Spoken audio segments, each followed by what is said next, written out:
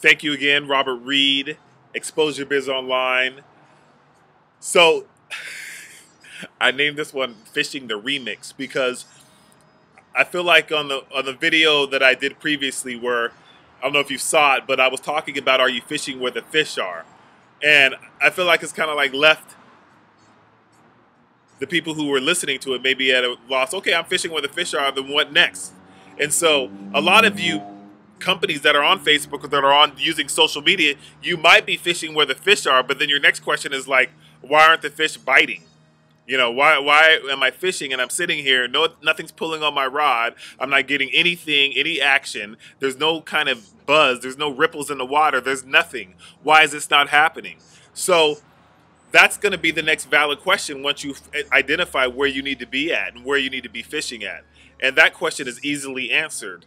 So if you're fishing and there's no bites on your fishing rod, well then what do you have as bait? What's your bait? What's going to get people to come to you? Although you've identified where your best place is, although you've identified where the fish are, it doesn't necessarily mean just because you've identified where the fish are, they're just going to come to you. You have to have something on the end of that rope or on the end of that fishing pole that's going to attract them to come to you. So then I ask you, what do you have on the end of that rope? What are you saying? What are you putting out there underwater that's getting people to smell and then sniff? And I think I might be going a little too far with the fish analogy, but you get what I'm saying. What's getting them to come to where you're at? And that's the question you need to ask. So as we go backwards, it's the same thing doing a budget. You work backwards what you need to do, and then you'll find you work backwards what you want, and then you work back. Okay, so let me correct this. Then you work backwards, and you go back to what is needed to get what you want. So you've already identified where you're going to be fishing at. You've identified that's where the fish are. You put your rod in the water, and then you realize you're not getting any bites. Then you have to look at your bait.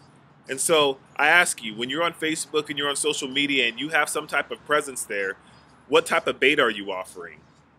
Because I can tell if your bait is really not worth it, because if you don't have engagement or people communicating when you're posting, then it doesn't matter. You're not getting the communication you want, and it's just really worthless. And that's just the bottom line. It's what it is. It's worthless. Because if they're not communicating, there's no way to bridge the gap to ROI. And that's the whole goal of why we're doing this here. So once again, you've identified where you're fishing at. Look at what's on the end of your rod. Is it something that's going to entice the people that you're trying to fish in? Is this something that's going to entice them? Or is it just something that's just there just to hopefully somebody will just nibble and take a bite? So anyway, that's what I got for you today. Look forward to speaking with you soon, and I'm out.